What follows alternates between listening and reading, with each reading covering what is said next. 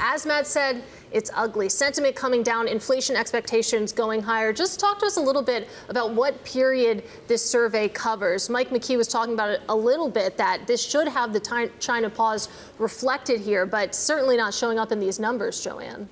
This preliminary reading for May covers about 3 weeks, of which 2 days were collected after the China pause. So we're not really going to see the full effect of the China pause until the end of the month.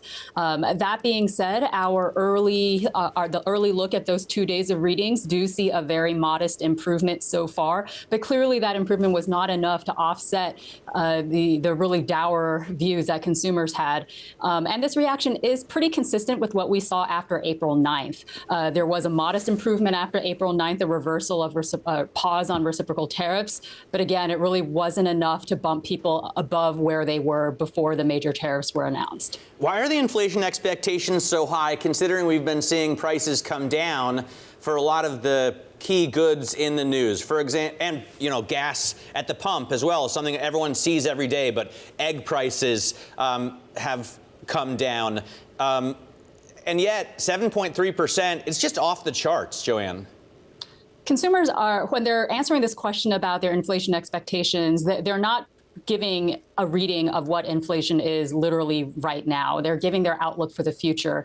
And it's very clear that consumers are bracing for the impact of the uncertainty and instability of tariff policy. It's not just that the tariffs have been, the announced tariffs have been high, but it's the overall instability of tariffs and the uncertainty around it that leads consumers to believe that businesses aren't going to plan, and it makes it difficult for themselves to plan as well. So there's the numbers themselves, these survey numbers. Talk to us a little bit about what you're actually hearing when it comes to comments that you're getting from consumers.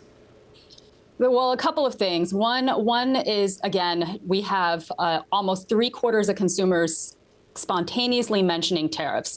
That is the number one thing that's on their minds, and they're really worried that this instability and uncertainty around tariff policy is going to bring inflation back. And inflation has been the major factor for the last few years that has kept sentiment relatively low.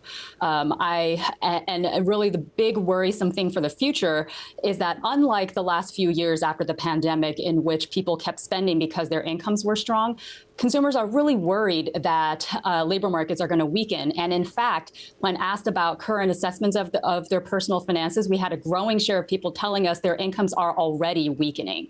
So this is definitely a concerning crack in the resilience of consumers.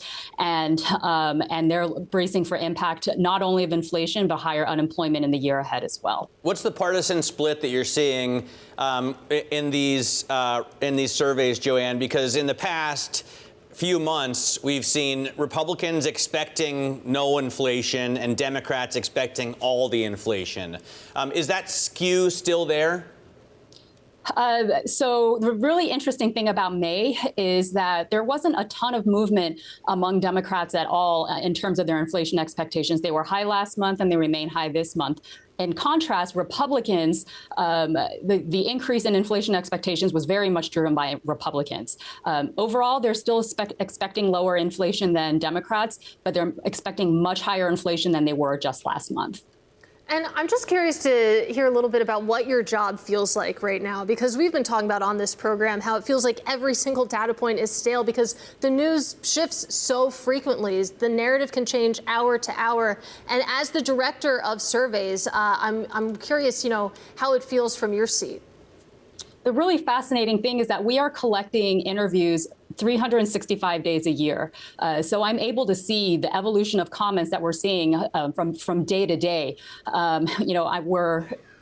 We report out the data every 2 to 3 weeks, but it's just really fascinating to see what it is that's on consumers' minds. And really right now, it's tariffs and inflation.